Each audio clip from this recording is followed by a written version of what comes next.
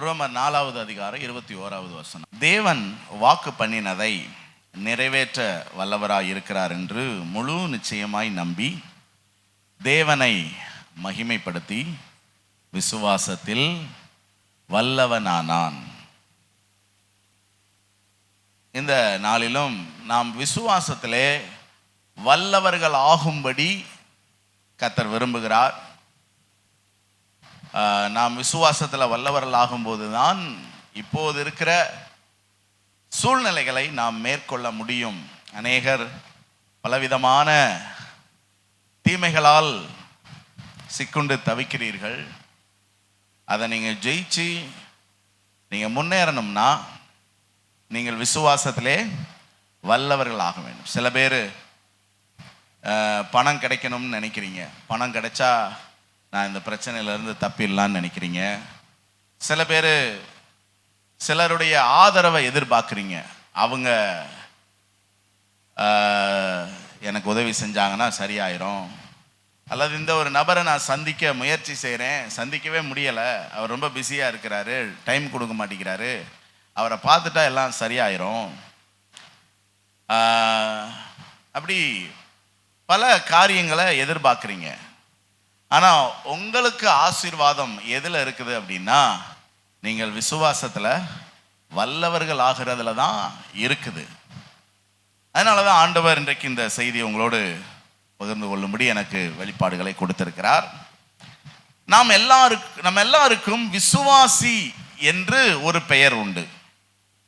நம்மளை எப்படி சொல்கிறோம்? சபைக்குள்ளே வந்த உடனே விசுவாசிகள் அப்படின்னு சொல்கிறோம். யார் இந்த பெயரை வச்சது? சபை துவங்கினதுல இருந்தே அப்படிதான் அழைக்கப்படுகிறார்கள். சபையை துவங்கினவர் பரிசுத்த ஆவியானவர்.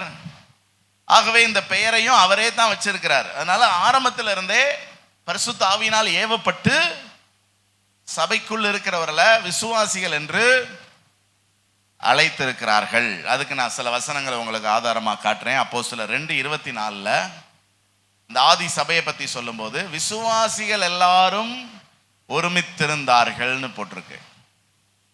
இந்த சபையில் உள்ளவர்கள் அப்படின்னு போடலை. சபைக்குள்ள இருந்தவங்களை என்ன போட்டிருக்கு? விசுவாசிகள்னு போட்டிருக்கு. 4:32 அப்போஸ்தலர் 4:32 விசுவாசிகளாகிய திரளான கூட்டத்தார் ஒரு மனம் உள்ளவர்களாக இருந்தார்கள்னு போட்டிருக்கு. அப்புறம் அப்போஸ்தலர் 11:21 கர்த்தருடைய கரம் அவர்களோட இருந்தது, அநேக ஜனங்கள் விசுவாசிகள் ஆனார்கள். சபைக்குள்ள ரட்சிக்கப்பட்டு வரும்போது அவர்கள் என்னவாய் மாறுகிறார்கள்? விசுவாசிகளாகிறார்கள். அதே நேரம் ரட்சிக்கப்படாத அல்லது சபைக்கு உட்படாதவர்கள அவிசுவாசிகள் என்றும் அடையாளம் படுத்தப்பட்டிருக்கிறது வேதம். 1 கொரிந்தியர் 7:14 பார்த்தீங்கன்னா 1 கொரிந்தியர் 7:14 என்னத்தினாலெனில் அவிசுவாசியான புருஷன் தன் மனைவியால் பரிசுத்தமாக்கப்படுகிறான், அவிசுவாசியான மனைவியும் தன் புருஷனால். அப்ப ரட்சிக்கப்படாதவங்களை வேதம் என்ன சொல்லுது? அவிசுவாசி. ரட்சிக்கப்பட்டவங்களை விசுவாசி. ஸோ இது பரிசுத்த ஆவியானவரே நமக்கு வைத்த பெயர். சரி, யார் விசுவாசிகள்? அந்த பெயர்ல இருந்து ஒரு அர்த்தத்தை நம்ம பார்க்கலாம். இப்ப பணம் வச்சிருக்கிறவங்க யாரு? பணக்காரங்க. அறிவுடையவர்கள் அறிவாளிகள். அதிகாரமுடையவர்கள் அதிகாரிகள். திறமையுடையவர்கள். அப்ப யார் விசுவாசி? சூப்பர், நிறைய படிச்சிருப்பீங்க போல. விசுவாசம் உடையவர்கள் எத்தனை பேருக்கு விசுவாசம் இருக்கு? நீங்க கை வைத்தாது எனக்கு ஒரு அட்வான்டேஜ் தான். ஏன்னா அப்பதான் நான் செய்தி, உங்களுக்கெல்லாம் விசுவாசம் இருந்தால் நான் எதுக்கு செய்தி கொடுக்கணும்? விசுவாசம் என்பது என்ன? What is faith? இயேசுவை தெய்வமா ஏற்றுக்கொண்டு அவருக்காக வாழ்கிறேன், எனக்கு எல்லாமே அவர்தான், அவர் எனக்கு எல்லாவற்றுக்கும் போதுமானவர். இதுதான் விசுவாசம். விசுவாசத்துக்கு இதை விட ஒரு சிறப்பான வரைவிலக்கணம் யாரும் கொடுக்க முடியாது. கொடுக்க முடியுமா இருக்கும்? இன்னைக்கு அப்படி சொன்னா தான் நான் பெரிய ஆளு என்ன. ஸோ அதனால் இன்னைக்கு என் செய்தியை கேட்க வந்திருக்கிறீங்க. என்னுடைய டெஃபினிஷன், எனக்கு கர்த்தர் கொடுத்த வெளிப்பாடின்படி விசுவாசம்னா என்னது? இயேசுவை தெய்வமா ஏற்றுக்கொண்டு அவருக்காக நான் வாழ்றேன். எனக்கு எல்லாமே அவர் தான். அவர் எனக்கு எல்லாவற்றுக்கும் போதுமானவர். சரியா? இந்த தெளிவு நமக்கு வேணும். சொல்லுங்க, இயேசுவை தெய்வமா ஏற்றுக்கொண்டு அவருக்காக வாழ்கிறேன். சொல்லுங்க. இப்ப நான் சொன்னது ஒன்றும் தப்பு இல்லையே. சரி, எனக்கு எல்லாமே அவர் தான். அவர் எனக்கு எல்லாவற்றுக்கும் போதுமானவர். எங்க உங்க மெமரியை டெஸ்ட் பண்ணி பார்ப்போம். எத்தனை பேருக்கு ஞாபகம் இருக்குது நான் சொன்னது? எனக்கே ஞாபகம் இல்லை. அதனால சேர்ந்து இன்னொரு தடவை சொல்லிடுவோமா? இயேசுவை தெய்வமா ஏற்றுக்கொண்டு அவருக்காக வாழ்கிறேன். எனக்கு எல்லாமே அவர் தான். எனக்கு எல்லாவற்றுக்கும் அவர் போதுமானவர். எனக்கு எல்லாமே அவர் தான். எனக்கு எல்லாவற்றுக்கும் அவர் போதுமானவர். இயேசுவை தெய்வமா ஏற்றுக்கொண்டு அவருக்காக வாழ்கிறேன். எனக்கு எல்லாமே அவர் தான். எல்லாவற்றுக்கும் அவர் போதுமானவர். நான் சொன்னது என்னுடைய சொந்த கருத்து கிடையாதுங்க. எபிரேயர் 11:6 சொல்லுது இப்படி. எபிரேயர் 11:6 என்ன சொல்லுது? விசுவாசம் இல்லாம தேவனுக்கு பிரியமா இருக்க முடியாது. தேவனிடத்தில் சேருகிறவன், அதாவது விசுவாசி ஆகிறவன், அவர் உண்டென்றும் அவர் தம்மை தேடுகிறவர்களுக்கு விசுவாசிக்க வேண்டும். அப்ப சபைக்குள்ள வர்றவங்க, ரட்சிக்கப்படுறவங்க எப்படி விசுவாசி ஆகிறாங்கன்னா, இயேசு இருக்கிறார்னு விசுவாசிக்கிறாங்க. அவரை தேடுகிறவர்களுக்கு அவர் பலன் அளிக்கிறார். அவரை தேடுகிறவர்களுக்கு தேவன் ஆசீர்வாதத்தை தருகிறார், சுகம் தருகிறார், தேவைகளை சந்திக்கிறார், வழி நடத்துகிறார், போஷிக்கிறார், காப்பாற்றுகிறார். ஏனென்றால் அவர் இருக்கிறார். அவர் இருக்கிறதுனால எனக்கு எல்லாவற்றுக்கும் அவர் போதுமானவர். அவர் இருக்கிறதுனால எனக்கு எல்லாமே அவர் தான். என்ன, இப்ப ஒரு தகப்பன் இருக்கிறாருன்னா பிள்ளை எதுக்காவது கவலைப்படுமா? சொல்லுங்க. ஏன்னா அவர் இருக்கிறார். அவர் எல்லாவற்றுக்கும் போதுமானவர். நமக்கு ஒரு தகப்பன் உண்டு, அவரே நம் தேவன். எல்லாமே அவரிலிருந்து வந்தன, நாமும் அவருக்காக வாழ்ந்திடுவோம். பார்த்தீங்களா? நம்முடைய வரைவிலக்கணத்துக்கு ஆட்டா ஒரு பாடல் இருக்கிறது. சோ நமக்கு ஒரு தெய்வம், அவர்தான் கர்த்தராகிய இயேசு. அவர் ஜீவன் உள்ளவர்.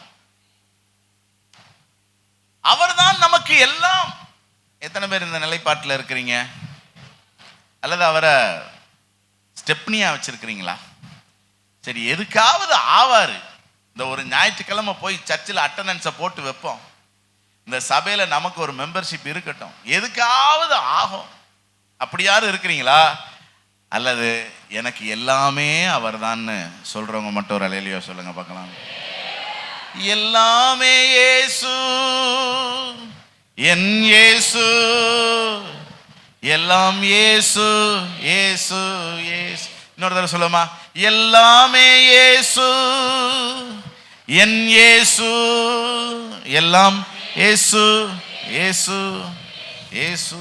இப்போ மற்ற ஜனங்கள் நம்மளை சுற்றி வாழ்கிறவங்க இந்த நிலைப்பாட்டை மாற்றிக்கிட்டே இருப்பாங்க. பார்த்துருக்கீங்களா? இந்த கோயில் போவாங்க, ஒன்றும் சரியில்லைன்னொன்னே அடுத்த கோயில் போவாங்க, மாற்றிக்கிட்டே. அதே மாதிரி தான் நம்மளும் எதிர்பார்ப்பாங்க. பார்த்துருக்கீங்களா? என்னடா இந்த கோயிலுக்கு போகிற, ஒன்றும் சரியில்லையடா, பேசாம வா நம்ம குலதெய்வம் கோயிலுக்கு போவோம். ஆமாம், ஒரு கடாவை வெட்டுவோம். நீ கடாக்கறி சாப்பிட்றதுக்கு சான்சன் மட்டன் ஸ்டால் இருக்குல்ல, நீ கடாக்கறி சாப்பிட்றதுக்கு நான் என் தெய்வத்தை மாத்திட்டு வரணுமா? அப்ப அவங்க நம்மளை என்ன செய்யறாங்கன்னா, இந்த கர்மேல் சபைக்கு போற உனக்கு ஒன்றும் ஆன மாதிரி தெரியலையே, அதனால. ஆனா இது அப்படி கிடையாது. நமக்கு ஒரு தெளிவு வேணும். இங்க இயேசு இருக்கிறார். எனக்கு எல்லாமே. நீங்க எல்லாம் சந்தேகப்படுறத பார்த்தா கெடா வெட்ட போயிருவீங்க போல தெரியுதே. சொல்லுங்க, நமக்கு எல்லாமே. அவர் எல்லாவற்றுக்கும் போதுமானவர். இந்த விசுவாசம் நமக்கு வேணுங்க. இப்ப விசுவாசி ஆன பிறகு ஒரு பிரச்சனை இருக்கு. என்னன்னா, இந்த விசுவாசத்துல பலவீனராகவும் இருக்க முடியும், பலவான்களாகவும் இருக்க முடியும். இதுதான். இப்ப நீங்க வாழ்க்கையில நிறைய போராட்டங்களை சந்திக்கிறீங்க, ஒன்றும் நடக்க மாட்டேங்குது அப்படின்னா என்ன அர்த்தம்? விசுவாசத்துல பலவீனரா இருக்கிறீங்கன்னு அர்த்தம். சிலர் ஜெபம் பண்றாங்க, அவங்களுக்கு பதில் கிடைக்குது, அவங்களுடைய கைகளின் பிரயாசம் ஆசீர்வதிக்கப்படுது, அவங்க கர்த்தருக்குள்ள மகிழ்ச்சியா இருக்கிறாங்க, களி கூறுதலா இருக்கிறாங்க, உற்சாகமா இருக்கிறாங்கன்னா என்ன அர்த்தம்? அவங்களுக்கு வாழ்க்கையில எந்த பிரச்சனையுமே இல்லை, அவங்க வாழ்க்கையில வசந்தம் அடிக்குதுன்னு அர்த்தம். அவங்க விசுவாசத்துல எப்படி இருக்கிறாங்க? பலவான்களா இருக்கிறாங்க. போற போக்கில் சிங்கத்தை கிழிக்கிறாங்க, அப்படியே நெருப்பை தள்ளி விட்டு போறாங்க, அப்படியே யோர்தானை பிரிச்சு விட்டு போயிட்டே இருக்காங்கன்னு அர்த்தம்.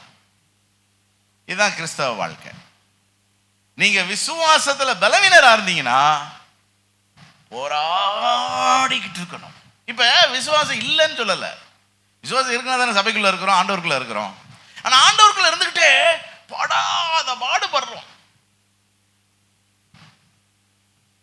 எதிர்காலத்தோட என்ன செய்யறோம்? போராடுறோம். என்ன அர்த்தம்? யோசித்து பக்கத்தில் இருக்கவங்கிட்ட சொல்லி வைங்க. என்ன அர்த்தம்? விசுவாசத்துல பலவீனரா இருக்கும் அர்த்தம். உங்க பக்கத்தில் இருக்கிறவருடைய கண்ணை உத்து பாருங்க, பார்க்கலாம். விசுவாசம் தெரியுதா அவருக்கு?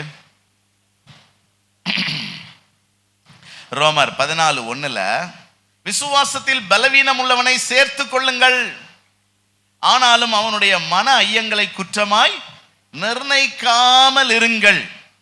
கவனிங்க, நான் ஒரு ஸ்டடி பேட்டர்ன்ல கொண்டு போறேன், அதனால போர் அடிக்குன்னு சொல்லி யாரும் தூங்குவோன்னு நினைச்சிடாதீங்க.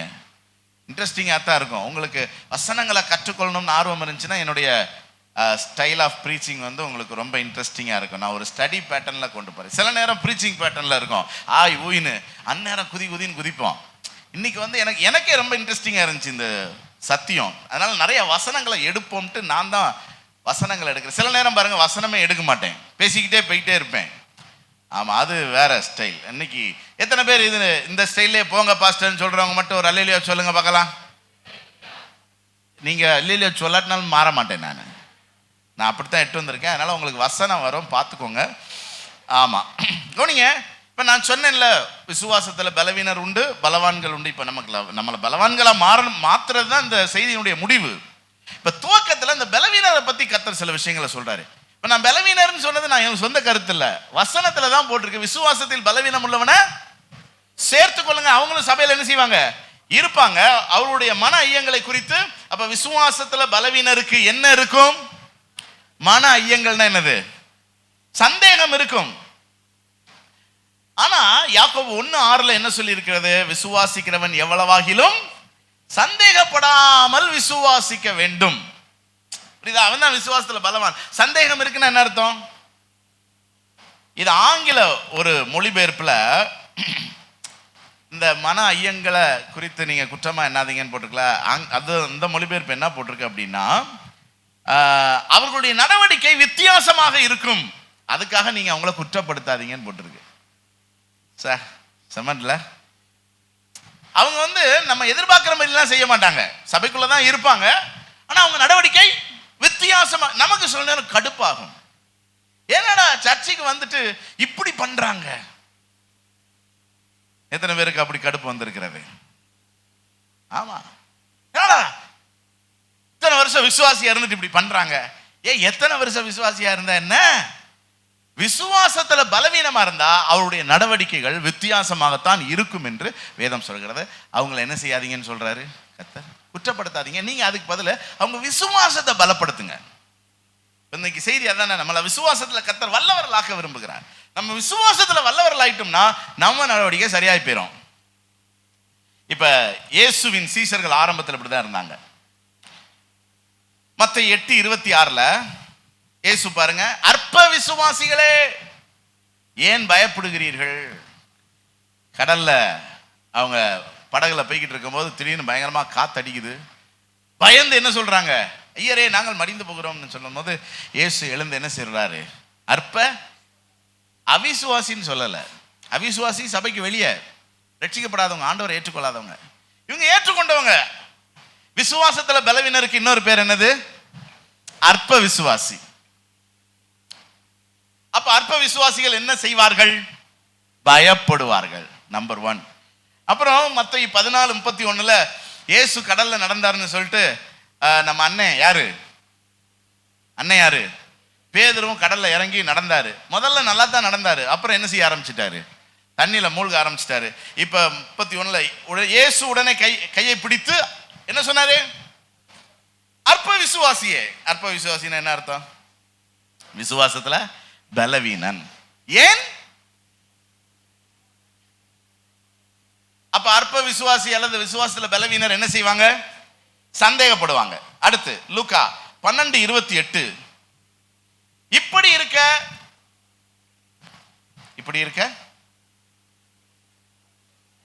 அற்ப விசுவாசிகள் என்ன செய்வாங்க? கரெக்டா சொல்லுங்க பார்க்கலாம். கவலைப்படுவாங்க. என்னத்தை உண்போம், எப்படி ஃபீஸ் கட்டுவோம், எப்படி இந்த ஜூலை மாதத்தை ஓட்டுவோம், எப்படி இஎம்ஐ கட்டுவோம், எப்படி இந்த சபையில் இந்த பாஸ்டரோட டிராவல் பண்ணுவோம், கவலைப்படுவாங்க. அப்ப இதெல்லாம் விசுவாசத்துல பலவீனருடைய அடையாளம். இப்ப இந்த பேதுருட்ட ஆண்டவர் ஒரு நாள் ஒன்று சொன்னார். லூக்கா 22:32 இந்த இயேசுவோடு இவங்க கூட இருந்தப்பெல்லாம் இவங்க விசுவாசத்துல பலவீனரா இருந்தாங்களா, பலவான்களா இருந்தாங்களா? ஒருவேளை இந்த இன்ஃபர்மேஷன் இப்பதான் முதல்ல கேள்விப்படுறீங்க போல. இயேசு கிறிஸ்துவோடு சீடர்கள் இருந்த நாட்களில் எல்லாம் விசுவாசத்திலே பலவான்களா இருந்தார்களா, பலவீனரா இருந்தார்களா? பலவீனரா இருந்தாங்க. அதனாலதான் ஒருத்தன் சந்திரரோகியான தன்னுடைய மகனை சீசர்கள்ட்ட ஜோமனை கூட்டு வந்தப்ப இவங்களால என்ன செய்ய முடியல? சுகமாக்க முடியல. விசுவாசத்துல பலவீனரா இருந்தாங்க. அதனால இயேசு தன்னுடைய கடைசி நாட்கள்ல சொல்றாரு, நானும் உன் விசுவாசம் ஒளிந்து போகாதபடிக்கு உனக்காக. ஏன்னா இயேசு சிலுவைக்கு போறாரு. ஆனா இந்த சீசர்கள்லயே மூத்தவன் இந்த பேதுரு. இவனுக்கு விசுவாசம் கம்மி தான், ஆனா ரொம்ப விசுவாசம் இருக்கிற மாதிரி ஆக்ஷனை போடுவான். நம்மில் சிலரை போல ரொம்ப ஆக்ஷனை போட்டவொடனே சபையில எல்லாரும் நம்பிடுவாங்க, பெரிய விசுவாசியா இருப்பார். ஆனா ஏதாவது ஒரு சின்ன ஒத்தரை வந்தா ஆள் இருக்கிறன்னு தெரியாது. அது மாதிரி இவர் குதின்னு குதிப்பாரு. இங்க வா, இங்க வரு, உன் விசுவாசம் ஒளிந்து போகாதபடி உனக்காக நான் வேண்டிக் கொண்டேன். ஆனா நீ என்ன பண்ணணும் தெரியுமா? நீ ஸ்திரப்பட்ட பின்பு உன் சகோதரரையும், அப்ப நீயும் விசுவாசத்துல பலப்படணும், சகோதரர்களையும் விசுவாசத்துல என்ன செய்யணும்? பலப்படுத்தணும். சரி, பேதுருவும் சீசர்களும் விசுவாசத்துல பலப்பட்டார்களா? பட்டிருப்பாங்க. படாமலா ஒரு பைபிள் இருக்குது சொல்லுங்க? பட்டிருப்பாங்க. எப்படி பட்டாங்க?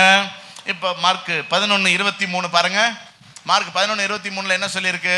எவனாகிலும் இந்த மலையை பார்த்து பெயர்ந்து சமுத்திரத்திலே தள்ளுண்டு போய் என்று சொல்லி தான் சொன்னபடியே நடக்கும் என்று தன் இருதயத்தில் சந்தேகப்படாமல் விசுவாசித்தால் அவன் சொன்னபடியே ஆகும்.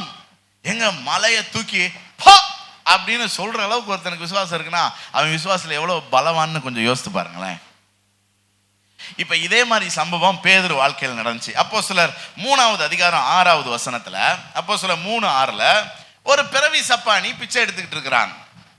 பேதுருட்ட அவன் கேட்கும் போது பேதுரு அவனை உற்று பார்த்து, வெள்ளியும் பொண்ணும் என்னிடத்தில் இல்லை, என்னிடத்தில் உள்ளதை உனக்கு தருகிறேன், நசரேயனாகிய இயேசுவின் நாமத்தினால் நீ எழுந்து நட. எழுந்து நடன்னு சொல்லி அவன் எப்படி சொல்லி இருக்கிறான்? முந்தின வசனத்தின்படி முந்தின வசனத்தை போடுங்கப்பா. முந்தின வசனத்தின்படி எப்படி சொல்லி இருக்கிறார்? தான் சொன்னபடியே நடக்கும் என்று தன் இருதயத்தில் சந்தேகப்படாமல் விசுவாசித்தால் அவன் சொன்னபடியே. எங்க பேதுரு சொன்னபடி பிறவி சப்பானி நடந்தானா இல்லையா? அப்ப இந்த பேதுருனுடைய விசுவாசம் இந்த மார்க் 11:23 படி பலப்பட்டு இருக்கிறதா? புரியுதா உங்களுக்கு? அப்ப இயேசுவின் நாட்கள்ல பலவீனராக இருந்த சீஷர்கள் இப்ப விசுவாசத்துல பலமுள்ளவர்களாய் மாறிவிட்டார்கள். ஸோ பக்கத்தில் இருக்கிறவங்களுக்கு கை கொடுத்து, நாம் விசுவாசத்துல பலவீனராக இருக்கக்கூடாது, நாம் விசுவாசத்துல பலமுள்ளவர்களாய் மாறுவோம்னு சொல்லுங்க. அந்த பெனிட்டாவுக்கு யாராவது கை கொடுங்க பார்க்கலாம். பாவம் இப்பயே கன்னத்துல கை வச்சிருச்சு பிள்ளை. இன்னொரு தடவை இடது கை கொடுங்க பார்க்கலாம். இடது கை கொடுங்க பார்க்கலாம். லெஃப்ட் ஹேண்டு கொடுங்க பார்க்கலாம். Left hand left hand left hand. What is left hand? ஏன்னா மூளை ஒரே மாதிரி வேலை பார்த்துச்சுன்னா தூங்கிரும். திடீர்னு மூளைக்கு ஒரு ஷாக் கொடுத்தீங்கன்னு வச்சுக்கோங்களேன், தபார்னு முழிச்சுக்கிடும். இப்ப நிறைய பேர் முழிச்சுக்கிட்டீங்க. என்னன்னா லெஃப்ட் ஹேண்டு அப்படின்னோடனே லெஃப்ட் ஹேண்ட் லெஃப்ட் ஹேண்ட். கை கொடுக்கும் போது என்ன வரும்? Right hand, no left. அந்த கன்ஃபியூஷன்ல மூளை ஷாக் ஆகி இப்போ எல்லாருக்கும் முழிச்சிருச்சு. லெஃப்ட் ஹேண்ட் கொடுத்தீங்களா? சொல்லுங்க. நாம் விசுவாசத்துல பலவீனராக இருக்கக்கூடாது. விசுவாசத்துல எப்படி இருக்கணும்? பலம் உள்ளவர்களாய் இருக்க வேண்டும். இப்ப நான் தாவீது கோலியாத் கதைக்கு வரேன். கதை உங்களுக்கு தெரியும். கதைன்னு சொல்லக்கூடாது, ஒரு சம்பவம், சரித்திரம். சவுல் இஸ்ரவேலின் முதல் ராஜா. பெலிஸ்தருக்கு எதிராக யுத்தம் ஏலா பள்ளத்தாக்குல நடக்குது. இந்த கோலியாத் ஒருவன் தன்னோடு யுத்தம் பண்ண கூப்பிடுறான். யாராவது ஒருத்தன் வாடா என் கூட யுத்தம் பண்ணுங்க, நான் ஜெயிச்சிட்டா நீங்கள்லாம் எனக்கு அடிமை, அவன் ஜெயிச்சிட்டா நாங்கள்லாம் உங்களுக்கு அடிமை. இந்த கோலியாத் எப்படி இருந்தா? கிட்டத்தட்ட 10 அடி, மீன்ஸ் 9.25 அடி. இந்த ஜன்னல் மட்டும் 8 அடி. 10 அடினா அந்த டியூப்லைட் உயரம்னு வச்சுக்கோங்களேன். டியூப்லைட் உயரம். நம்ம இதுலயே ஹைட்டான ஆள் யாரு? சரி, நம்ம சாத்ராக் அண்ணனை பாஸ்டர் எழுமதி நிற்க சொல்லுவோம். சாத்ராக் பாஸ்டர் எழுமதி இல்லைங்க பாஸ்டர். ஐயோ பா, 8 அடி கம்மி, ஒரு 6.5 முக்கா இருப்பீங்க. என்ன கை வைத்துங்க பார்க்கலாம். வைத்தனா ஜன்னல் மட்டும் தட்டுது. அப்போ டியூப்லைட் உயரத்துக்குன்னா எவ்வளோ பெருசா இருக்கணும்னு கொஞ்சம் யோசித்து பாருங்க. தேங்க்யூ, உட்காருங்க. அவ்வளோ பெரிய ஆளுங்க. அப்புறம் குறைஞ்சது 200 கிலோ, 160 200 கிலோ வெயிட். அவ்வளோ உயரத்துக்கு அவ்வளோ வெயிட் ஓகே தான். அப்புறம் அவனுடைய மார்பு அளவு 50 60 இன்ச்சாம். புரியுதா? நான் ஒரு கேள்வி கேட்க போறேன். அரசியல் தெரிஞ்சவங்களுக்கு கரெக்டா பதில் தெரியும். உங்களுக்கு பதில் தரேன்னா உங்களுக்கு அரசியலே தெரியலன்னு அர்த்தம். நம்முடைய பாரத பிரதமர் மோடியினுடைய மார்பளவு எவ்வளவு? யார சொன்னா? டீச்சர். டீச்சருக்கு நல்லா ஒரு கைதட்டு கொடுங்க பார்க்கலாம். அரசியல் தெரியணும், அதுல இது பெரிய அரசியல். நம்முடைய பாரத பிரதமர் மோடிக்கு மார்பளவு எவ்வளவு? 36 இன்ச்சு. இதைத்தானே சொல்லி ராகுல் சட்டசபையில பேசிக்கிட்டு இருக்கிறார். ஆமா, சரி. இப்ப நம்ம கோலியாத்துக்கு எவ்வளவு? 50 60. பாருங்க எவ்வளவு ஆகலாம், எவ்வளவு ஆகலாம். 12 இன்ச்சு ஒரு அடி, 5 12 60. அப்ப 5 அடி ஆகலாங்க. இப்படி இருப்பான்னு நினைக்கிறேன். ஆமா, சரி. 1 சாமுவேல் 17:11 சவுலும் இஸ்ரவேலர் அனைவரும் அந்த பெலிஸ்தனுடைய வார்த்தைகளை கேட்டு கலங்கி மிகவும் பயப்பட்டார்கள். சொல்லுங்க. அப்ப பயம் எதற்கு அடையாளம்? சத்தமா சொல்லுங்க. அவிசுவாசம் சொல்லக்கூடாது. இவங்க எல்லாம் விசுவாசி. புரியுதா? இவங்க எல்லாம் ஆண்டவருடைய பிள்ளைகள். விசுவாசத்துல இவங்க யாரா இருக்கிறாங்க? பலவீனராய் இருக்கிறார்கள். ஆகவே ஆமா, கோர்ட்ல இருந்து ஒரு நோட்டீஸ் வந்த உடனே இவங்க என்ன செஞ்சிருவாங்க? பயந்துருவாங்க. பக்கத்து வீட்டுக்காரன் ஆய் அப்படின்னு என்ன செஞ்சிருவாங்க? பயந்துருவாங்க. விலைய பார்த்த உடனே பயந்துருவாங்க. சூழ்நிலையை பார்த்த உடனே பயந்துருவாங்க.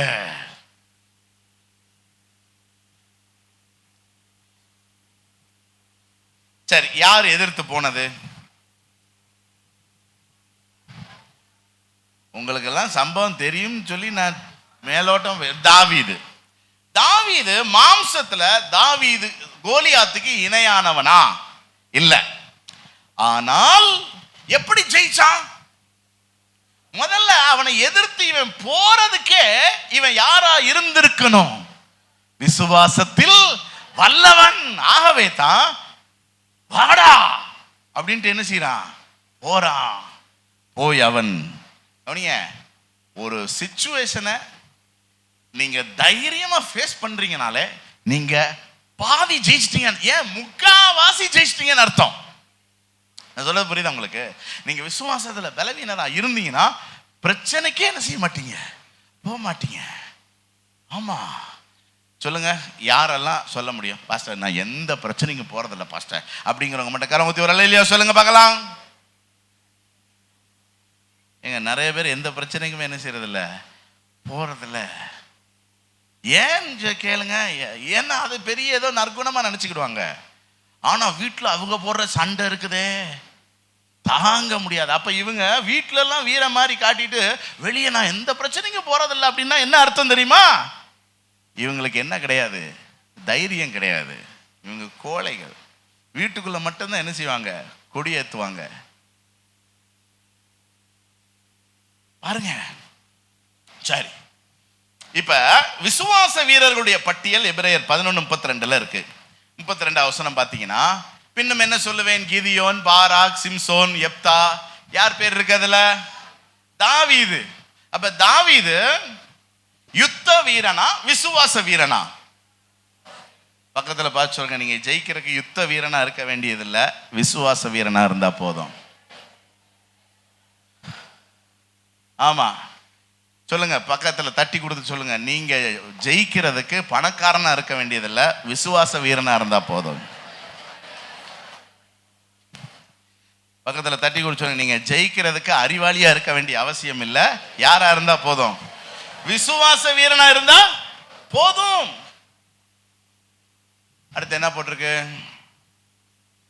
அடுத்த வசனத்துல அவர்கள் ராஜ்யங்களை ஜெயித்தார்கள், பலவீனத்திலே பலன் கொண்டார்கள், யுத்தத்தில் வல்லவர்கள் ஆனார்கள், அந்நியருடைய சேனைகளை முறியடித்தார்கள். அப்ப இதெல்லாம் எதனால அவங்க பண்ணாங்க? அவங்களுக்கு வீரம் இருந்தனால பண்ணாங்களா? விவேகம் இருந்தனால பண்ணாங்களா? அதிகாரம் இருந்தனால பண்ணாங்களா? படைபலம் இருந்ததுனால பண்ணாங்களா? விசுவாசம் இருந்ததுனால பண்ணாங்களா? அப்ப இந்த உலகத்துல வாழ்றதுக்கு என்ன தேவை? வேதம் ரொம்ப தெளிவா சொல்லுது, தன் விசுவாசத்தினால் நீதிமான் பிழைப்பான். நீதிமான்கள்லாம் ஒரு அல்லேலூயா சொல்லுங்க பார்க்கலாம். உங்களுக்கு தேவை பிழைக்கிறதுக்கு என்ன வேணும்? ஆமா, பணம் அல்ல, அதிகாரம் அல்ல, ஆள் பலம் அல்ல. என்ன வேணும் சொல்லுங்க? விசுவாசம் மட்டும் இருந்தா ஒத்தையா போய் நீங்க கத்தையா தூக்கிட்டு வந்துடலாம்.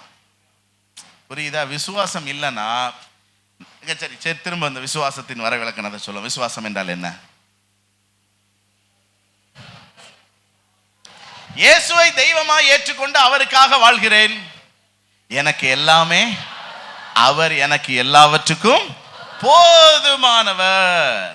படிப்புக்கு அவர் போதுமானவர், குடும்பம் நடத்துறதுக்கு அவர் போதுமானவர், செலவுக்கும் அவர் போதுமானவர், என்னுடைய பயணத்துக்கு போதுமானவர், என் பிள்ளைகளுக்கு, என் எதிர்காலத்துக்கு போதுமானவர், ஏன் அவர் நித்தியத்துக்கே போதுமானவர்.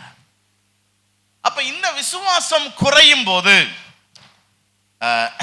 இங்க வாப்பா, இவர் வெள்ளை போட்டிருக்கிறதுனால நம்ம இயேசுநாதருக்கு அடையாளமா வச்சுக்கிடுவோம். இங்க வாப்பா, இவர் டார்க்கா ஒரு கோட்டு போட்டிருக்கிறதுனால இங்கிட்டு வாப்பா. எந்நேரம் ஒட்டிக்கிட்டே இருக்காதீங்க. இவர் உலக மனிதர்கள், காசு, பணம், அப்புறம் அதிகாரம், இது எல்லாத்தையும் நம்ம எல்லாமே எதைத்தான் ரொம்ப பெருசாக நினைக்கிறோம்? மனிதர்கள், ஒரு பெரிய ஆள் பலம் நமக்கு கிடைச்சிருச்சுன்னா அதை ரொம்ப பெருசாக நினைக்கிறோம். ஒரு பெரிய பணம் பின்புலம் இருந்துச்சுன்னா அதை ரொம்ப பெருசாக நினைக்கிறோம். சரியா? இங்கே ஒருத்தர் இருக்கிறார், பாவம் போல கல்வாரி சிலுவையில் அடிக்கப்பட்டவராய் முட்கிரீடம் சூட்டி கொண்டு கையில் ஒரு ஆட்டுக்குட்டியை வைத்து கொண்டு ஒருவர் நிற்கிறார். நிறைய நேரம் இவரை ரொம்ப சாதாரணமாக என்ன செஞ்சிடறோம், எடை போட்டுறோம். ஆனால் நம்முடைய அழைப்பு என்ன தெரியுமா? இவரை பற்றி கொள்வது தான். யாரை பற்றி கொள்வது? இயேசுவை பற்றி கொள்வது தான். ஆமாவா இல்லையா? ஐயோ, நீங்கள்லாம் சைலண்டாக இருக்கிறத பார்த்தா சொல்லுங்க, யாரெல்லாம் இயேசுவை பற்றி கொண்டிருக்கிறீங்க? இயேசுவின் கரங்களை பற்றி கொண்டேன் நான், இயேசுவின் கரங்களை, எதற்கும் பயமில்லையே, இனியும் கவலை எனக்கில்லையே, எதற்கும் ஓஹோ இனியும் கவலை எனக்கில்லையே. இப்ப இயேசுவை பற்றி கொண்டேன். இப்ப நீங்க விசுவாசத்துல பலவான்களா இருந்தீங்கன்னா யாரை பற்றிக்கிட்டு இருக்கீங்கன்னு அர்த்தம்? இயேசுவை. பலவீனர் ஆக ஆக நம்ம யாரை பற்றி கொள்ள ஆரம்பிப்போம்? ஏசப்பா காசு தாங்கப்பா, ஏசப்பா அந்த ஆள் கண்கள்ல தயவு தாங்கப்பா, ஏசப்பா எனக்கு எப்படியாவது ஒரு போஸ்டிங் கொடுங்கப்பா, ஏசப்பா என்னைய காப்பாத்துங்கப்பா. ஆனா தாவீது என்ன பண்ணுவார் தெரியுமா? உம்மாலே நான் ஒரு சேனைக்கு, என் தேவனாலே மதிலை வெண்கல வில்லும் என் புயங்களால் வளையும்படி செய்கிற தேவன். அப்ப நம்ம விசுவாசத்துல எப்படி இருக்கணும் அப்படின்னா என்ன அர்த்தம்? இயேசுவை பற்றி கொள்ள வேண்டும். அப்ப இந்த தாவீது யுத்தத்துக்கு போறான். சவுல் கூட என்ன செய்யறான்? அவனுக்கு சில ஆயுதங்கள்லாம் மாட்டி விடுறான். அவன் அதை சார்ந்து கொள்ளல, அதெல்லாத்தையும் கழட்டி வச்சுட்டு, நீ நிந்தித்த இஸ்ரவேலின் தேவனாகிய இஸ்ரவேலின் இராணுவங்களின் தேவனாகிய கர்த்தருடைய நாமத்தினாலே வருகிறேன். எதை சார்ந்து கொண்டு இந்த தாவீது கோலியாத்துக்கு எதிராக போனான்? சொல்லுங்க, சத்தமா சத்தமா சொல்லுங்க. அப்ப ஒவ்வொரு நாளும் யாரை சார்ந்து கொண்டு வீட்டை விட்டு காலை வைக்கணும்? நல்ல நேரம் கெட்ட நேரத்தை சார்ந்து கொள்ள ராகு கேது, அதை சார்ந்து கொண்டு காலை வைக்க யாரை சார்ந்து கொண்டு காலை வைக்கணும்? இயேசுவை நம்பி கடல் மேல கூட நீங்க என்ன செய்யலாம்? நடக்கலாம். சரி, ஓகே. இப்ப நமக்கு கோலியாத் வர்றானா இல்லையா? பல ரூபங்கள்ல கோலியாத் வர. என்னென்ன ரூபங்கள்லாம் கோலியாத் வர்றான்னு நினைக்கிறீங்க? சொல்லுங்க. என்னம்மா உனக்கு கோலியாத்தே வந்தது இல்லையா? படிப்பு, ஆமா, டீச்சர் வடிவில் கோலியாத். கிளாஸுக்கு போய் வந்தா கோலியாத் மாதிரி டீச்சர் என்ன செய்யுது? வருது. பார்த்த உடனே பக்குன்னு இருக்கு. கையில கொஸ்டின் பேப்பர் வேற என்ன செய்யுது? வச்சிருக்கு. அதை பார்த்த உடனே நமக்கு படிப்பு ஒரு கோலியாத். வேற வியாதி பலவீனம். காலையிலே எந்திரிப்போம், தொண்டையெல்லாம் வலிக்கும். சொல்லிட்டா வருது, இதெல்லாம் தானா வருது. வியாதி. அப்புறம் பண கஷ்டம், பண நஷ்டம். ஆமா, நம்ம ஒரு பட்ஜெட் போட்டிருப்போம், பட்ஜெட் எகிரிடும். ஏன்னா 10 லட்ச ரூபாய்க்கு வீடு கட்டுவோம்னா அது 18 லட்ச ரூபாயில கொண்டு போய் என்ன செய்யும்? தெருவில் நம்மளை கொண்டு போய் நிறுத்திடும். அது ஒரு கோலியாத். பண தேவைகள். வேற போராட்டம். என்ன போராட்டம்? என்னென்னமோ போராட்டம், என்னென்னமோ தடைகள், போராட்டங்கள் வருது. ஸோ பல. இப்ப பாருங்க, கோலியாத் வந்து கூப்பிடுறான். இந்த சவுலும் அவனுடைய படையும் ஒருத்தரும் கூட என்ன செய்யல, போல, எதிர்த்தே போல, சண்டைக்கே போல.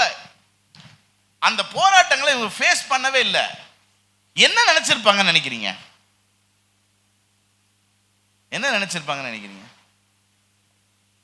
சரியா போயிடும். 2 நாள் இருந்துட்டு போயிடும். 1 நாள் ஆச்சு, 2 நாள் ஆச்சு, 5 நாள் ஆச்சு, 10 நாள் ஆச்சு, 15 நாள் ஆச்சு, 20 நாள் ஆச்சு, 30 நாள் ஆச்சு, 40 நாள் ஆச்சு போல. நம்மளும் கூட சில நேரம் அப்படிதான் நினைக்கிறோம். சரியா போயிடும். அப்புறம் பாஸ்டர் இப்போ சரியா போயிடும், அப்போ சரியா போயிடும், இன்னைக்கு சரியாயிரும், நாளைக்கு சரியாயிரும், இந்த வருஷம் சரியாயிரும், அந்த வருஷம் சரியாயிரும்னு. நீங்க கோலியாத்தை கொல்லாத வரைக்கும் அது சரியா போறதே கிடையாது. நீங்க கொல்லணும்னு ஒரு விதி. ஆனா பிரச்சனை என்ன? விசுவாசம் இல்லாததுனால நம்ம என்ன செய்ய மாட்டேங்கிறோம். விசுவாசத்துல பலவீனரா இருக்கனால பயம், சந்தேகம், கவலை அது நம்மளை ஒடுக்கி அந்த சூழ்நிலைகளை எதிர்த்து போறதுக்கான கெப்பாசிட்டி இல்லாம உட்கார்ந்துக்கிட்டே இருக்கிறோம். அதுவும் என்ன செய்ய மாட்டேங்கி, போன வார்டு இல்லை, பிரச்சனையும் தீர்ந்த வார்டு இல்லை. இன்னைக்கு பண கஷ்டம். ஏன் பண கஷ்டம்? 10 ரூபா வருமானம், 15 ரூபா செலவு. அடுத்த வருஷமும் பண கஷ்டம். ஏன்? 15 ரூபா வருமானம், 20 ரூபா செலவு. அடுத்த வருஷமும் பண கஷ்டம். ஏன்? 20 ரூபா வருமானம், 25 ரூபா செலவு. அப்ப உங்களுக்கு இந்த கஷ்டம் மாறணும்னா என்ன நடக்கணும்? என்ன நடக்கணும்? இப்ப அடுத்த வருஷம் 25 ரூபா வருமானம், 30 ரூபா செலவு வரும் தெரியுமில்ல. அப்ப அடுத்த வருஷம் உங்க வருமானம் என்னவா மாறணும்? 35 ரூபாயா மாறணும்ல. அப்ப அடுத்த வருஷம் 35 ரூபா வருமானம், 30 ரூபா செலவு, எவ்வளவு லாபம்? அடுத்த வருஷம் செலவு 35 ரூபா வரும், உங்களுக்கு 45 ரூபா வருமானம், 35 ரூபா செலவு. அடுத்த வருஷம் 60 ரூபா வருமானம், 50 ரூபா செலவு, எவ்வளவு லாபம்? அடுத்த வருஷம் 75 ரூபா செலவு வருமானம், 60 ரூபா செலவு, 15 ரூபா லாபம். அப்ப நீங்கள் பைபிள்ல போட்டிருக்கு, விசுவாசத்தினாலே அவர்கள் ராஜ்யங்களை ஜெயித்தார்கள். அப்படின்னா என்ன அர்த்தம்? விசுவாசத்தினாலே அவர்கள் சம்பாதித்தார்கள். சம்பாதிக்கணுமா இல்லையா? அப்ப நம்ம விசுவாசத்துல பலன் கொண்டு நம்ம சோந்தரிக்கலனா அந்த போராட்டம் இருந்துகிட்டே இருக்கும், பண கஷ்டம் இருந்துகிட்டே இருக்கும், அந்த பாவ அடிமைத்தனம் இருந்துகிட்டே இருக்கும், நம்மளை விட்டு போகாது. அது மாதிரி சில மனிதர்கள் சத்துருக்களா இருந்துகிட்டே தான் இருப்பாங்க. நம்மளும் ஆண்டவரே அகற்றி போடும் ஐயா, விரட்டி விடும் ஐயா, அந்த கோலியாத்துக்கு டிசென்ட்ரி டயரியா வரட்டும் ஐயா, அவனுக்கு மட்டும் கொரோனா வராது, மற்றபடி அவன் படையில இருக்கிறவங்க எல்லாவனும் கொரோனால செத்துருவான், கோலியாத்து மட்டும் நின்றுகிட்டே இருப்பான். நமக்கு இதுதான் சோதனையா இருக்கு. என்னடா இது?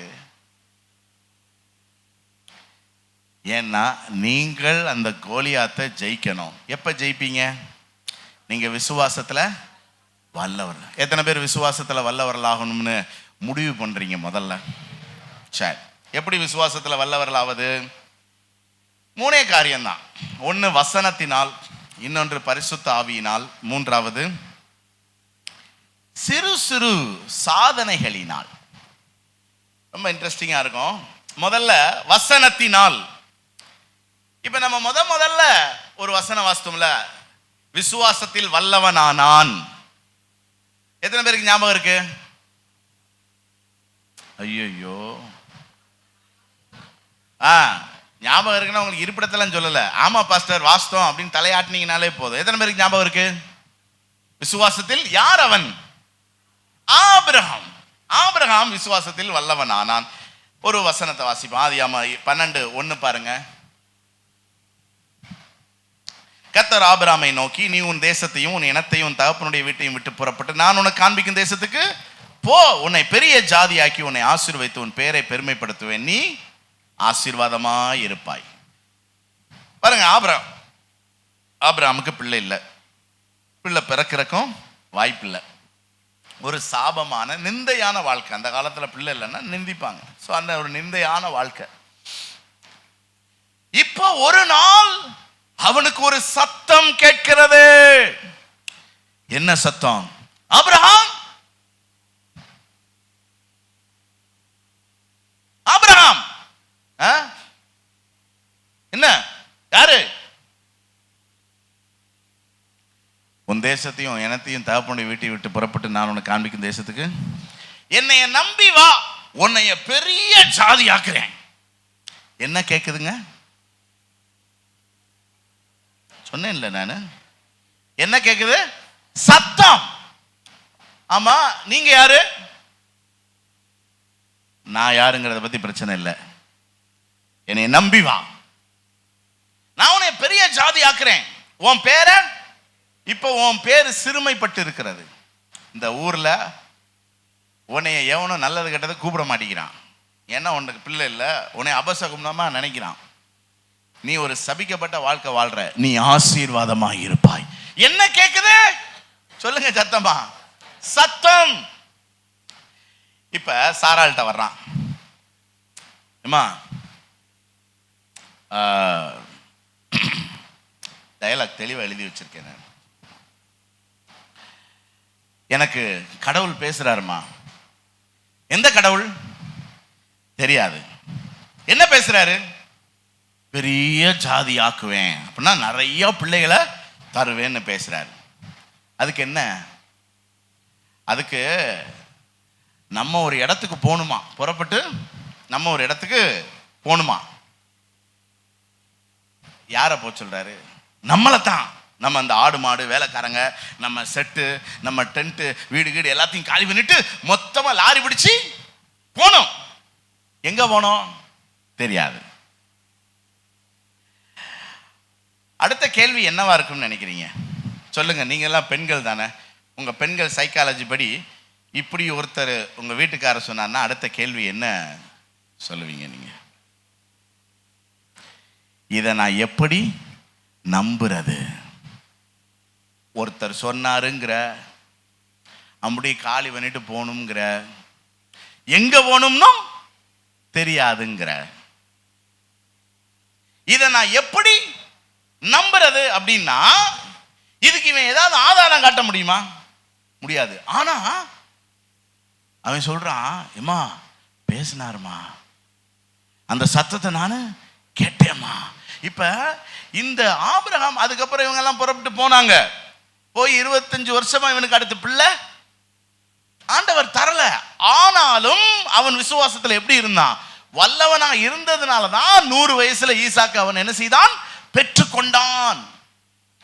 அப்ப இந்த ஹோல் ப்ராசஸ்லயும் இந்த ஆபிரகாமுடைய விசுவாசம் குறையாமல் ஆபிரகாம் விசுவாசத்துல வல்லவனானதற்கு காரணம் என்ன சொல்லுங்க பார்க்கலாம்? புரியுதா? சத்தம். சத்தம்.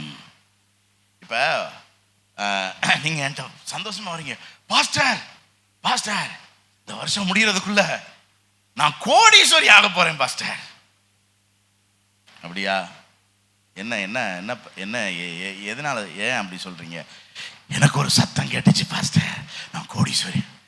சரி, அதுக்கு இப்ப என்ன? பாஸ்டர் இப்பவே விருதுநகர் மெயின் ரோட்ல ஒரு இடம் பாருங்க பாஸ்டர், ஒரு 3-4 ஏக்கருக்கு வாங்கிடுவோம் பாஸ்டர். பல கோடி வரும் பாஸ்டர். நமக்கு நான் கோடீஸ்வரி ஆக போறேன் பாஸ்டர். என்ன நினைப்போம் நம்ம?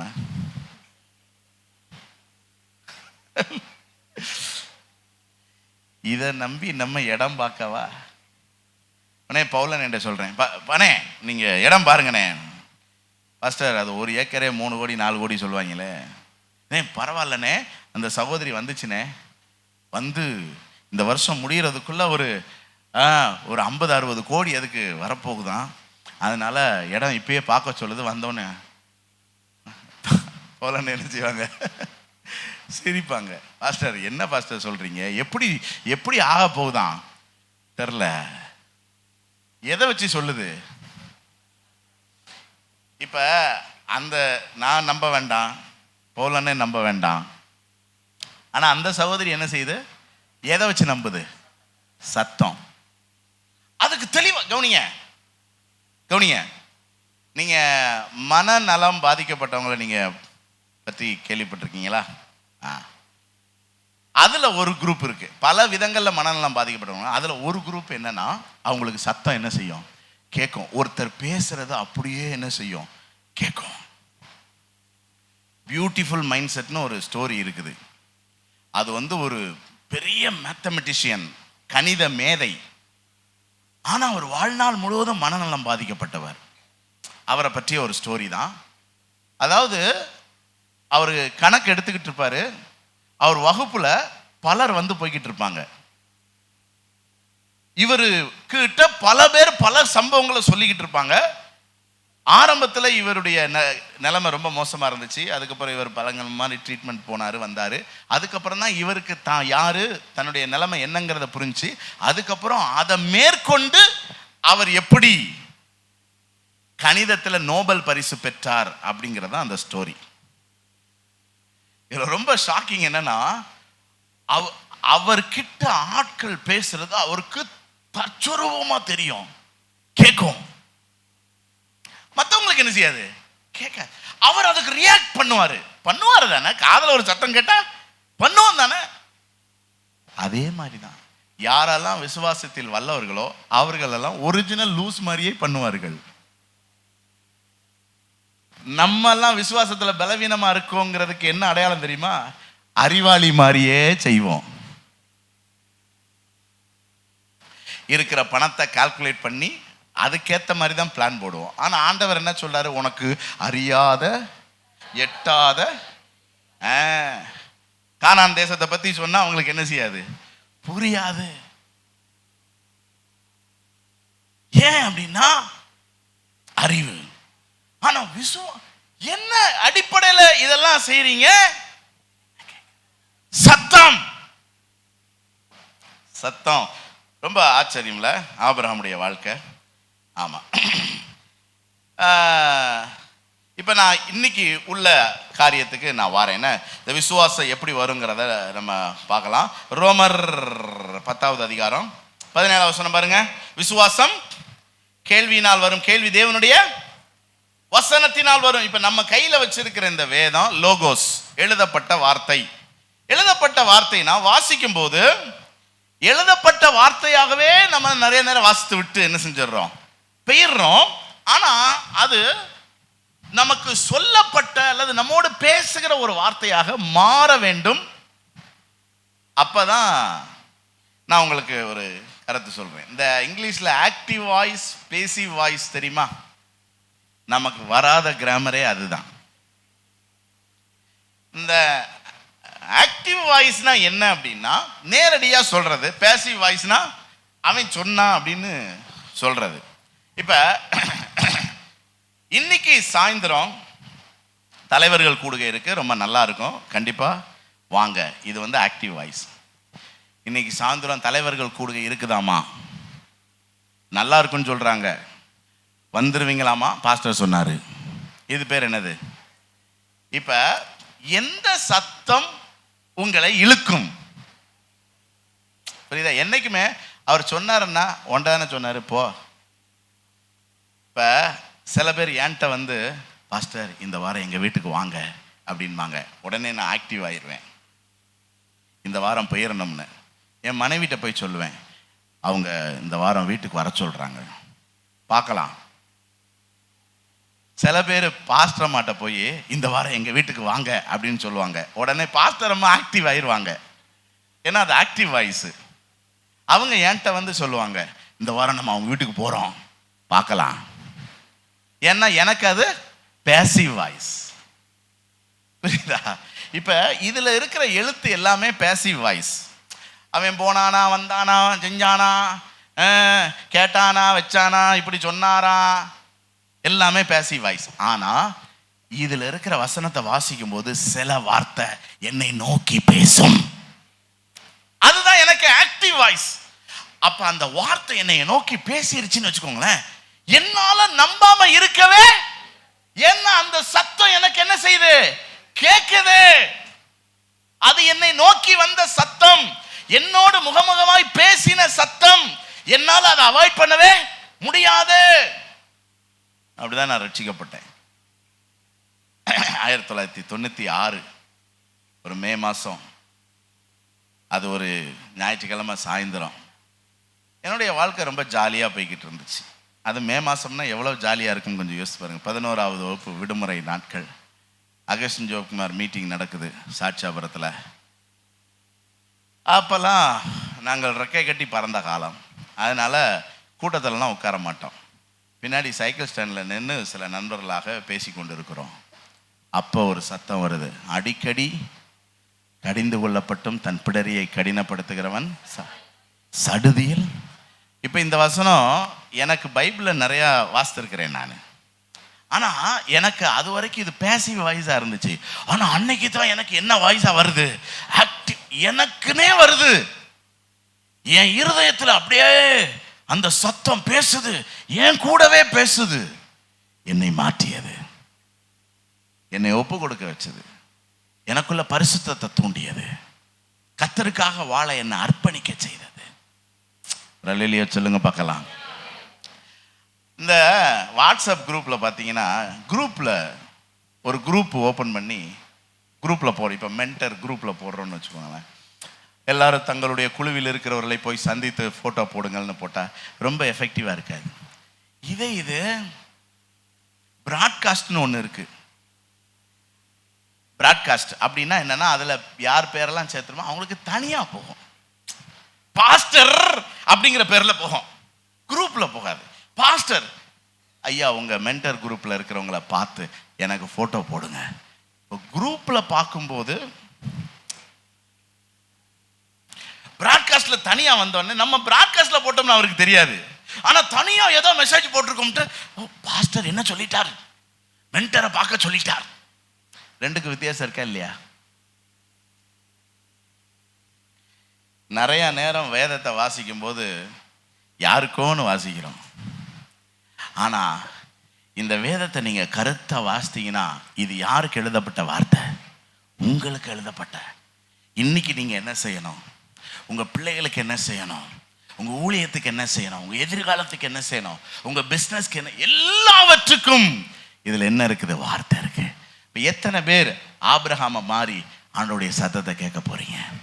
அதனால வேதத்தை வாசிக்கும் போதே என்ன சொல்லி வாசிக்கணும், ஆண்டவரே என் கூட என்ன செய்யுங்க, பேசுங்க, உங்க சத்தத்தை நான் கேட்கணும். இன்னைக்கு எத்தனை பேருடைய செவிகள் ஆண்டவருடைய சத்தத்தை கேட்டுக்கிட்டு இருக்குது? என்ன சொல்றாரு, பைபிள் வாசிக்கணும் மாமா, எல்லாரையும் பைபிள் வாசிக்க சொல்றாரு. அப்படியா? உங்க விசுவாசத்துல நீங்க பலப்படணும்னா இதுல இருக்கிற வார்த்தை உங்க கூட என்ன செய்யணும், பேசணும். எத்தனை பேர் தேவனுடைய வார்த்தையை டெய்லி வாசித்து அதில் இருக்கிற வார்த்தை உங்களோட இடைபட நீங்கள் நேரம் செலவிடுவீர்கள்?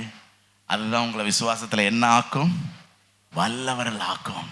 அதாவது எந்த சூழ்நிலையாக இருந்தாலும் உங்களுக்குள்ளே இருந்து வசனம் வந்துக்கிட்டே இருக்கணுங்க. ஆமாம், அப்போ தான் நீங்கள் எந்த சூழ்நிலையும் என்ன செய்ய முடியும், ஜெயிக்க முடியும். சரி, ரெண்டாவது பரிசுத்த ஆவியினால் 1 சாமுவேல் 16:13 இந்த தாவீது சாமுவேல் மூலம் அபிஷேகம் பண்ணப்படுகிறான். அந்நாள் முதற்கொண்டு கர்த்தருடைய ஆவியானவர் தாவீதின் மேல் இறங்கி இருந்தார். என்ன அந்த அந்த இதை நல்லா நோட் பண்ணுங்க பார்க்கலாம். அந்நாள் முதற்கொண்டு கர்த்தருடைய ஆவியானவர் தாவீதின் மேல், இங்க வாப்பா, அந்நாள் முதற்கொண்டு கர்த்தருடைய ஆவியானவர் தாவீதின் மேல், பேய் பிடிச்சிருக்குன்னு சொல்றாங்கல்ல, இது கொஞ்சம் மாத்தி சொல்லுங்க, ஆவி பிடிச்சிருக்கு. என்ன ஆவி? அவன் மேல் இறங்கி இருந்தார். பேய் இறங்கிருச்சு சொல்றாங்களே, பேர். இப்ப இங்க என்ன போட்டிருக்கு, அந்நாள் முதற்கொண்டு கர்த்தருடைய ஆவியானவர். அப்ப அபிஷேகம் பெறுதல் அப்படிங்கிற அனுபவம் என்ன, ஆவியானவர் நம்மேல். இயேசு கிறிஸ்து கூட ஞானஸ்நானம் பெற்று கரையேறின போது பரிசுத்த ஆவியானவர் புறாவின் ரூபம் கொண்டு அவர் மேல் இறங்கினார். இதை குறித்து லூக்கா 4வது அதிகாரத்தில் இயேசு சொல்றாரு, கர்த்தருடைய ஆவியானவர் என் மேல் இருக்கிறார். எப்படி இருக்கிறார்? அவர் இறங்கினார்ல, இருக்கிறார். இப்ப யாரெல்லாம் அபிஷேகம் பெற்றிருக்கீங்களோ உங்களுக்கு நான் சொல்றேன், உங்க மேல ஆவியானவர் இறங்கி இருக்கிறார். அதனாலதான் அந்த அபிஷேகத்தை பெற்றுக்கொள்ளணும்ன்றது. அவர் இறங்கி இருக்கிறாருங்கிறதுக்கு அடையாளமா நமக்கு அந்நிய பாஷை வரத்தை என்ன செய்யறாரு, கர்த்தர் கொடுக்கிறார். அப்ப ஆவியானவர். இப்ப பாருங்க, தாவீது போறாங்க, துணிச்சலா போறான். இப்ப நம்ம சில பேர் துணிச்சலா போறான்னா என்ன நினைப்போம், இவன் என்ன தைரியத்துல போறான், யார் இருக்காங்கிற தைரியத்துல போறான். இப்ப தாவீதை பொறுத்து சொல்லுங்க, யார் இருக்கிறாங்கிற தைரியத்துல போறான், கர்த்தர் என் மேல் இருக்கிறார். அபிஷேகம் பெறும்போது நமக்கு ஒரு அசாதாரணமான துணிச்சல் தைரியம் வரும். எதனால? சொல்லுங்க. பாருங்க, அவர் ஒரு ஆள் தத்துவம் உடையவர், புரியுதா உங்களுக்கு? ஆனா பார்க்க முடியாது. ஆனா ஒரு நபராகவே உங்க மேல வந்து என்ன செய்யறாரு? இறங்குகிறாரா? சரி, தாவீது கோலியாத்தை எதிர்த்து போறான். என்ன தைரியத்துல போறான்? டேய், என்ன தைரியத்துலடா போற? கர்த்தர் என் கூட. எங்கடா இருக்கிறாரு? இருக்கிறாரு. ஏய், திரும்ப. எங்க இருக்கிறாரு? இருக்கிறாரு. இப்ப இருக்கிறாருங்கிறத இவன் யாருக்காவது நிரூபிக்க முடியுமா? ஆனா அவனுக்கு என்ன இருக்கும்? ஒரு நம்பிக்கை. இருக்கிறாரியா, என் கூட தான் இருக்கிறாரு. உங்களுக்கு எத்தனை பேருக்கு அந்த மாதிரியான உணர்வு இருக்கு? இருக்கிறாரியா. அபிஷேகம் பெற்ற எல்லாருக்குமே இந்த உணர்வு இருக்கணும். இல்லாட்டினா திரும்ப அபிஷேகம் பெறுங்க. ஏன்னா எங்கேயோ அவரை தொலைச்சிருப்பீங்க. ஆனா அவர் அப்படி போறவர் கிடையாது. ஆமா, உலகத்தின் முடிவு வரையும் சகல நாட்கள் நான் கூட இருக்கிறேன். அப்ப இந்த அனுபவம் தான் நம்மளை விசுவாசத்துல என்ன ஆக்குது? என்னை தீல தூக்கி போறியா? போடு. நான் போறது தனி ஆள் கிடையாது, என் கூட சர்வ வல்லமையுள்ள தேவன் இருக்கிறார். அதனாலதான் சங்கீதக்காரன் சொன்னேன், எனக்கு விரோதமாய் ஒரு பாளையம் இறங்கினாலும் என் நெஞ்சம் அஞ்சாது. என்ன, என் கூட இருக்கிறவர் ராணுவங்களின் தேவன். அவர் ஒரு தூதனை வான்னு சொன்னாலே அவன் 1,85,000 பேர் என்ன செஞ்சிருவான்? தூக்கி போட்டு மீச்சிருவான். எத்தனை பேருக்கு சந்தோஷமா இருக்குது? பரிசுத்த ஆவியானவர்ல நிரம்பி இருந்தாலே போதுங்க, நம்ம விசுவாசத்துல எப்படி இருப்போம்? வல்லவர்களா இருப்போம். கடைசியா சிறிய சிறிய விசுவாச சாதனைகள் நமக்கு தேவை. நம்ம எந்த அளவுக்கு போராட்டத்தை சந்திக்கிறோமோ அந்த அளவுக்கு நமக்கு விசுவாசம் இருக்குன்னு அர்த்தம். 1 கொரிந்தியர் 10:13 உங்கள் திராணிக்கு மேலாக நீங்கள் சோதிக்கப்பட மாட்டீர்கள். திடீர்னு நமக்கு முன்னாடி கோலியாத்தை கர்த்தர் கொண்டு வந்து நிறுத்த மாட்டார். இப்ப கோலியாத்து எதிர்த்து போறதுக்கு முன்னாடி தாவீதுக்கு என்ன அனுபவம் இருந்துச்சு? அல்லது எந்த குவாலிஃபிகேஷன்ல சவுல் கோலியாத்தை எதிர்க்க அனுப்புனான் தாவீத? இவன் சொன்னா, ஒரு விசை சிங்கத்தையும் ஒரு விசை கரடியையும் நான் என்ன செஞ்சிருக்கேன்? கொன்றிருக்கேன். அப்படின்னா தோணிங்க. அதனாலதான் சின்ன பிள்ளைகளுக்கே நாங்க ஜோம் பண்ணுங்க, உங்களுக்கு எது தேவைனாலும் ஜோம் பண்ணுங்கன்னு சொல்றோம். ஏன் தெரியுமா? சின்ன சின்ன விஷயங்களை விசுவாசித்து பெற்றுக்கொள்ள வேண்டும். அதுதான் நம்ம விசுவாசத்துல அடுத்த லெவலுக்கு என்ன செய்யும்? கொண்டு போகும். நம்ம பாஸ்டர் வந்து ஒரு பெரிய விசுவாச வீரன். ஏன்னா பெரிய காரியங்களை சாதிச்சு, ஒன்றும் இல்லாமல பெரிய காரியம். ஆனா அவங்களுக்கு அந்த விசுவாசம் சிறு வயதுல இருந்தே வந்திருக்கிறத பல சந்தர்ப்பங்கள் சொல்லியிருக்காங்க, நீங்களும் கேட்டிருப்பீங்க. அதாவது அவங்க குடும்பம் ரொம்ப ரொம்ப தாழ்ந்த குடும்பம், வருமானம் சுத்தமா இல்லாத ரொம்ப கஷ்டத்துல இருந்த குடும்பம். ஆனா ஸ்கூலுக்கு போவாங்க. ஆரம்பத்தில் ஸ்கூலுக்கு போனதுக்கே காரணம் அங்கே சத்துணவு திட்டம் தான் சொல்லுவாங்க. ஏன்னா சோறு சாப்பிட்றதுக்கு தான் ஸ்கூலுக்கே போகணும். ஏன்னா வீட்டில் அரிசி சோறே கிடையாது, அவ்வளோ வறுமை. சரி, ஸ்கூலுக்கு போனால் என்ன பிரச்சனை? இப்போ ஹையர் ஸ்டடீஸ்க்கு போகும்போது நோட்டு வாங்கணும், பேப்பர் வாங்கணும், பென்சில் வாங்கணும், ஒன்றும் இருக்காது. ஆனாலும் தைரியமாக நான் ஸ்கூல் போவேன். அங்கே யாரையாவது கொண்டு கர்த்தர் எனக்கு பேப்பர் கொடுப்பார், பென்சில் கொடுப்பார். பாருங்க, அப்ப சின்ன சின்ன விஷயங்கள்ல நம்ம ஜெபித்து, இப்ப நம்ம என்ன பிரச்சனை தெரியுமா? இதுக்கெல்லாம் நம்ம வந்து ஈஸியா சோர்சஸை ரெடி பண்ணிடுவோம். இப்போ உங்களுக்கு 100 ரூபா வேணுங்க, நீங்க போய் 100 ரூபாயை ஜபிப்பீங்கள, பாஸ்டர் ஒரு 100 ரூபா தாங்க. 100 ரூபா கூட கொடுக்காத பாஸ்டரா? அப்ப பாஸ்டர் என்ன செய்வாரு? 100 ரூபா இல்ல, எவ்வளவு கொடுப்பாரு? 200 ரூபா கொடுப்பாரு. எதுக்கு தெரியுமா? நீ நாசமா போறதுக்கு. இப்ப 100 ரூபா உனக்கு வேணும், யாரை நம்பி வந்த? பாஸ்டரை நம்பி வந்த. நல்லா இருப்பியா?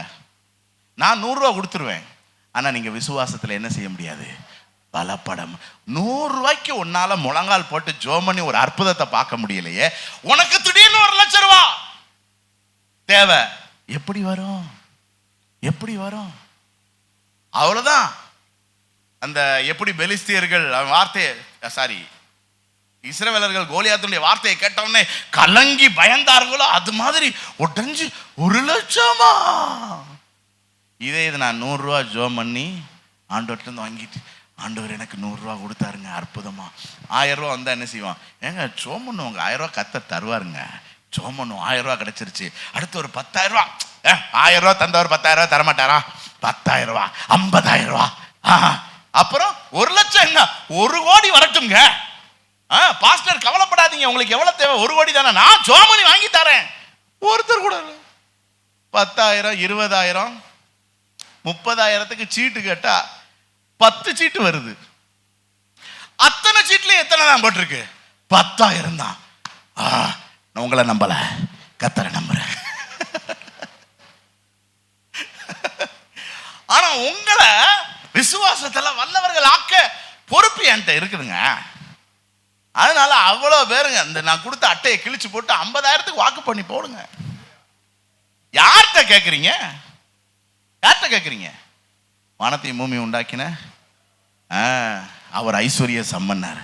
வானத்தின் பலகணிகளை திறந்து இடம் கொள்ளாமல் போக மட்டும். அப்ப பெரிய விஷயத்தை கேட்டோன்னு ஏன் ஷாக் ஆகிறோம்? சின்ன சின்ன விஷயங்கள்ல ஜெயம் இல்லை. அப்ப இன்னில இருந்து எந்த சின்ன சின்ன விஷயத்துக்கும் யாரை நம்பணும்? கர்த்தரை நம்புங்க.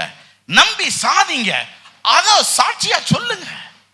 அடுத்தடுத்து கர்த்தர் உங்களை உயர்த்திக்கிட்டே போவார். நீங்கள் விசுவாசத்துல யாராக முடியும்? 3 காரியம் சொல்லியிருக்கு. எப்படி விசுவாசத்துல வல்லவர் ஆகிறது?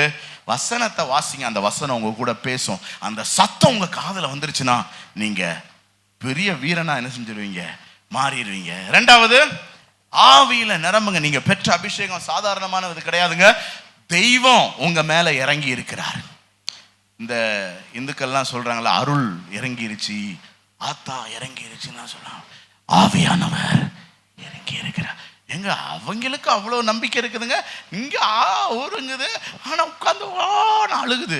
நீ அந்நிய பாஷை பேசுனீல, அது எதுக்கு அடையாளம்? தெய்வம் உன் மேல இருக்கிறாரே. உங்க பக்கத்துல அந்நிய பாஷை பேசுற ஆள் இருந்துச்சுன்னா சொல்லுங்க, தெய்வம் உன் மேல இருக்கிறாருமா, சக்தி உன் மேல இருக்கு. நான் சொல்றது புரியுதா? வேற யாருக்கும் அது புரியாது, ஆனா எனக்கு தெரியும்ல, தாவீதுக்கு தெரியும்ல. அந்த துணிச்சல்ல தான் அவன் என்ன செய்யறான். 3வது என்னது? சாதிக்கணும், வெற்றிகள் பெறணும். ஆமா, 30வது ரேங்க் இருக்கிறவன் 20க்கு வரணும். 20க்கு வந்துட்டு 15 ரவுண்டாவே போவோம். 10க்கு வர்றவன் 1க்கு வர வேண்டாம், 9க்கு வா, 7க்கு வா, 4க்கு வா.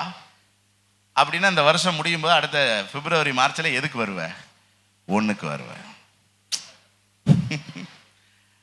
நான் சொல்றது இதுதாங்க வெற்றி. இன்னைக்கு என்ன சொல்றோம்? அதெல்லாம் முடியாது, படிப்பு ரொம்ப கஷ்டம், போ டஃப் ஆகிட்டே போகுது. அப்ப மக்காயிக்கிட்டே போ, பின்னாடியே போ. பின்னாடி போகக்கூடாதுங்க, முன்னாடி வாங்க. இன்னைக்கு இவ்வளவு சம்பாதிக்கிறீங்களா? உங்களுக்கு பற்றாக்குறைன்னு தெரியுதுல, ஆண்டவர்கிட்ட பிடிவாதமா ஜெபம் பண்ணுங்க. ஆண்டவரே, எனக்கு இந்த மாசம் எக்ஸ்ட்ராவா காசு வேணும், எனக்கு சம்பளம் இவ்வளவுதான், ஆனா நான் இந்த சம்பளத்தை நம்பி வேலை பார்க்கல, பரலோகத்தில் இருக்கிற தேவனை நம்பி வேலை பார்க்கிறேன். எனக்கு முதலாளி இவ்வளவுதான் தராரு, எனக்கு அதை பத்தி பிரச்சனை இல்லை, எனக்கு ஒரு பரலோகம் இருக்கு. வானத்தின் பலகணிகளை திறந்து இடம் கொள்ளாமல் போக மட்டும் தருவேன்னு சொன்னீங்கல்ல, தரங்க. எங்கிட்ட இந்த பொத்துன்னு என்ன செய்யட்டும், விழட்டும். அந்த ரங்கத்தில் இருக்கிற பொக்கிஷங்களையும் ஒளிப்படத்தில் இருக்கிற புதையலையும் தருவேன்னு சொன்னீங்கல்ல. பாருங்க, இதுதான் ரேமா, இதுதான் பேசப்படுகிற வார்த்தை, ஆக்டிவ் வார்த்தை. எனக்கு என்ன தெரியுமா? பொக்கிஷம் வரும்டா. இதெல்லாம் வெண்கல கதவு தான்.